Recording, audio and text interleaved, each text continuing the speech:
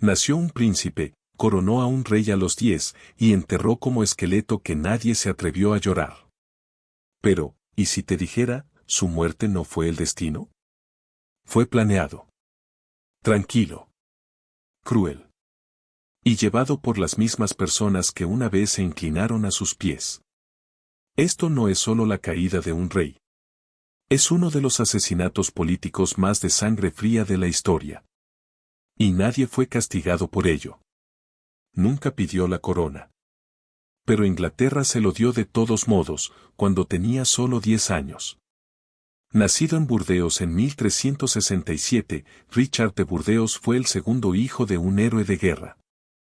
Nunca tuvo la intención de usar la corona. Nunca pretendía gobernar. Su hermano mayor Edward era el heredero. Pero el destino, cruel y silencioso, tenía otros planes. Edward murió sin previo aviso. Luego, Richard observó a su padre, el príncipe negro, falló día a día. No en el campo de batalla, sino en la cama. Algunos dicen que fue disentería. Otros dicen cáncer. Lo que importa es. Richard lo vio desperdiciar. Con solo 9 años, el niño estaba al lado de una leyenda moribunda. Un año después, su abuelo, Edward III, se fue. La corona pasó como una antorcha, a un niño que aún no había aprendido a leer. La coronación en Westminster Abbey era un magnífico boato, pero debajo de la dura realidad. Richard se sentó en el trono, demasiado pequeño para las túnicas que le hicieron usar. Miró sobre un reino que lo estaba mirando. Juzgándolo. Espera. No podía atar sus propios zapatos. Y, sin embargo, tuvo que comandar un reino ya conspirando su caída. Cuando los campesinos irrumpieron en Londres, Richard no se estremeció. Smiled and made them bleed. Era 1381. Inglaterra se estaba ahogando con los impuestos de una guerra interminable con Francia. A los pobres no les quedaba nada que dar. Entonces se levantaron. Dirigido por Bat Tyler, decenas de miles de campesinos marcharon por Londres. Quemaron casas señoriales. Irronaron la torre. Asesinaron a funcionarios reales a plena luz del día. Richard tenía solo 14 años. Demasiado joven para pelear. Demasiado joven para gobernar. Pero cuando conoció a los rebeldes en Smithfield, no se puso en pánico. Prometió escuchar. Prometió ayudar. Él mintió. Bat Tyler fue apuñalado en el estómago durante esa reunión, por ejemplo, por una trampa, otros por accidente. Richard vio su oportunidad. Se volvió hacia los rebeldes y gritó que ahora era su único verdadero líder. Luego ordenó su matanza. Cientos de campesinos fueron ejecutados. Sus líderes ahorcaron, dibujaron y acuartelados. Ese día, el niño rey aprendió algo frío y duradero. El miedo funciona. Merci no lo hace. Comenzó a creer que los reyes gobernaron por derecho divino. Y que cualquiera que cuestionó eso, era un enemigo de Dios. Él aplastó la revuelta. Pero algo más oscuro había despertado en él. Ella era la única que podía calmarlo. Entonces, cuando ella murió, él quemó el lugar. En 1382, Richard se casó con Anne de Bohemia. No era estrategia. No era política. Fue amor. Real, raro y peligroso, para un rey como él. Ella era inteligente. Amable. Uno de los pocos que se atrevió a decirle la verdad. Y por un tiempo, ella lo hizo mejor. Con Anne a su lado, el reino respiró. Diplomacia prosperada. Incluso la paranoia de Richard se desvaneció en la calma. Pero en 1394, la peste regresó. Y Anne, su ancla, se fue en cuestión de días. Ningún campo de batalla lo había roto. Esto lo hizo. Ordenó la destrucción del palacio donde murió Anne. No renovación. No cierre. Destrucción. Cenizas para la memoria. Silencio por dolor. Algo en Richard espetó. Se obsesionó, con la juventud, con control, con la forma en que el mundo lo vio. Se teñió el cabello. Llevaba cosméticos. Pasó horas frente a los espejos, persiguiendo una cara que ya no miró hacia atrás. El rey, una vez suavizado por el amor, ahora llevaba crueldad como una corona. El palacio era ceniza. El rey estaba vacío. Y la gente estaba mirando. Su próxima novia tenía 6 años. E incluso los nobles susurraron, esta era una locura. En 1396, Richard se volvió a casar. Pero esta vez, no había amor. Solo cálculo. Su nueva reina, Isabella de Valois, era la hija del rey francés. Ella tenía 6 años. Richard tenía 30 años. Estaba destinado a ser un tratado de paz, uno que calmaría a generaciones de guerra.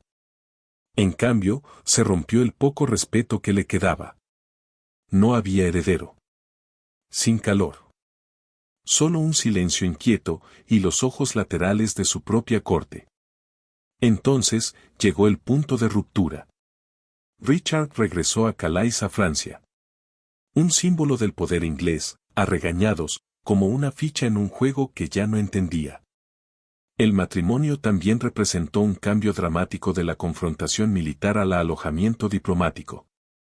La gente estaba aturdida. Los nobles estaban indignados. ¿Y sus enemigos? Estaban sonriendo. Había cambiado el acero por silencio. Y ya nadie lo estaba siguiendo. Pensó que traería paz. En cambio, trajo enemigos a su puerta. Hizo señores jóvenes de hombres durante la noche. Pero no eran leales, y tampoco la vieja guardia. Después de la muerte de Anne, Richard no solo cambió, reconstruyó su corte a su propia imagen. Atrás quedaron los nobles experimentados y los asesores cautelosos. En su lugar, favoritos. Joven. No probado. Dedicado, no a Inglaterra, sino al ego de Richard. Él gab ellos tierra. Les dio títulos. Les dio todo. Las familias viejas, aquellas que habían estado junto a la corona durante generaciones, fueron apartadas. Humillado. Ignorado. Y detrás de su silencio, algo creció. Las familias tradicionales comenzaron a conspirarse contra el rey y sus favoritos. En los pasillos oscuros y las fincas distantes, se formaban alianzas. No solo susurros. Planes. Entre ellos estaba Henry Bolingbroke, a Juan de Gaunt. Inteligente, paciente, calculador. Observó a Richard intercambiar acero por la seda. Lo vi sonreír ante la adulación y aplastar la disidencia. Miré, y esperó. El tribunal brillaba con joyas y terciopelo. Pero afuera, la nobleza estaba afilando sus dientes. Y mientras el rey bailaba en seda, los cuchillos ya estaban fuera. Pensó que el exilio resolvería todo. Pero todo lo que hizo, fue el fósforo. Las tensiones en la corte habían alcanzado su punto máximo. Entonces Richard hizo lo que hacen los tiranos cuando temen, silenció a los fuertes. Henry Bolingbroke, su primo, se fue. Thomas Mowbray, un poderoso duque, se fue. Exiliado. Marca peligrosa. Despojado de honor. El tribunal asintió en silencio. Pero Inglaterra estaba mirando. Entonces, un golpe que nadie esperaba. John de Gaunt, el padre de Henry, murió. Y por ley, Henry estaba destinado a heredar las vastas propiedades de su padre.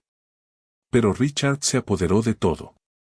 Henry debería haber heredado las vastas propiedades de su padre automáticamente. Esto no era política. Fue robo. Y sacudió el reino hasta su núcleo.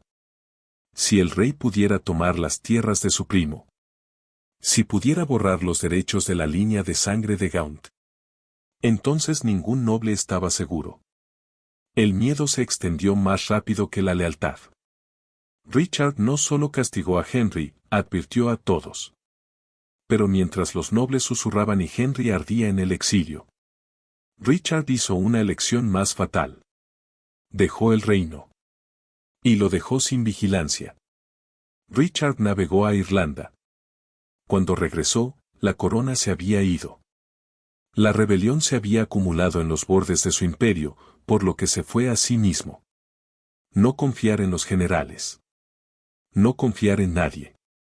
Tomó sus favoritos, sus tropas, su mando. Pensó que era una muestra de fuerza. Pero en verdad, dejó su reino hueco.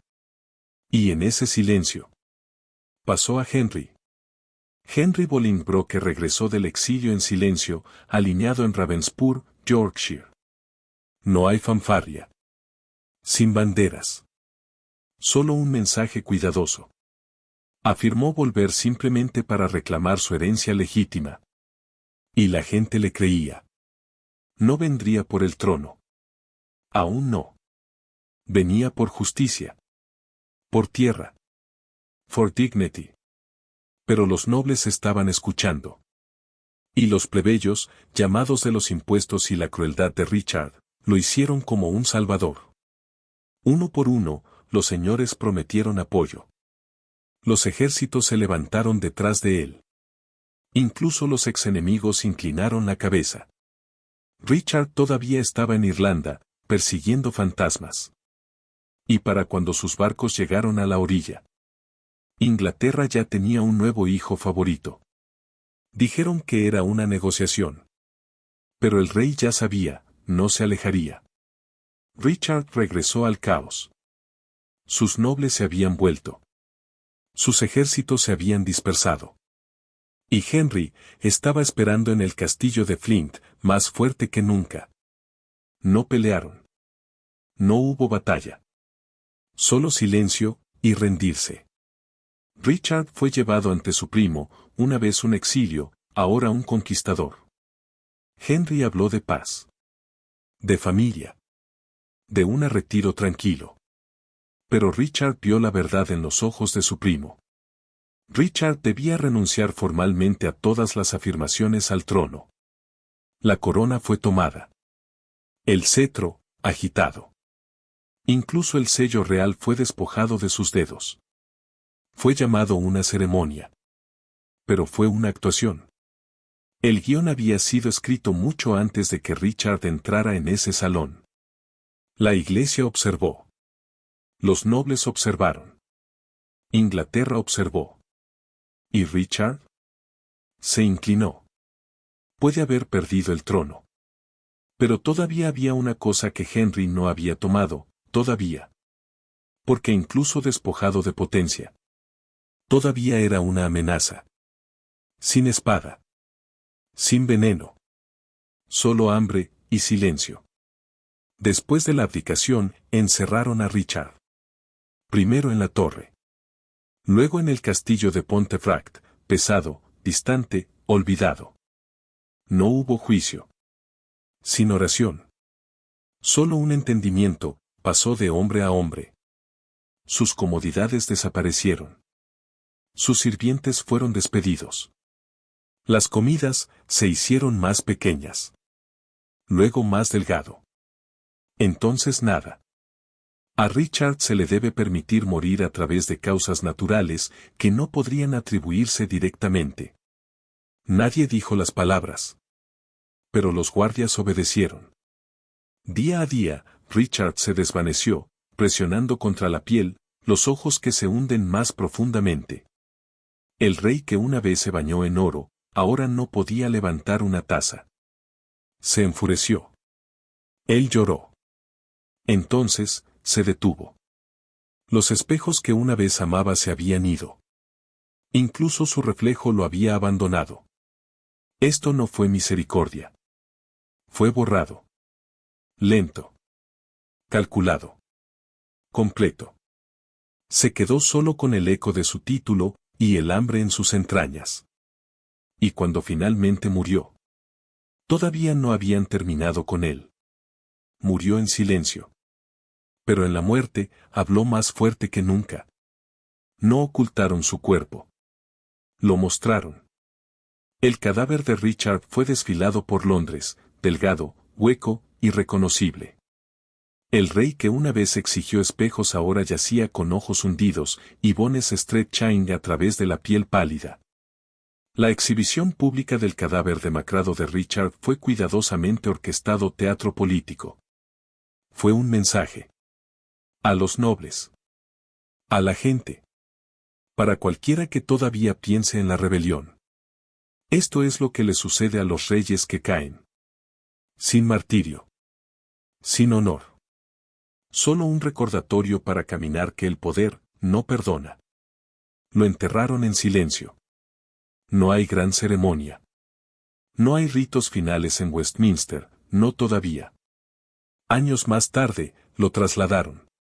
Lo colocó junto a Anne de Bohemia. Como si la proximidad al amor pudiera deshacer lo que se había hecho. Pero el daño ya era permanente. Su asesinato había cambiado algo. En el reinado.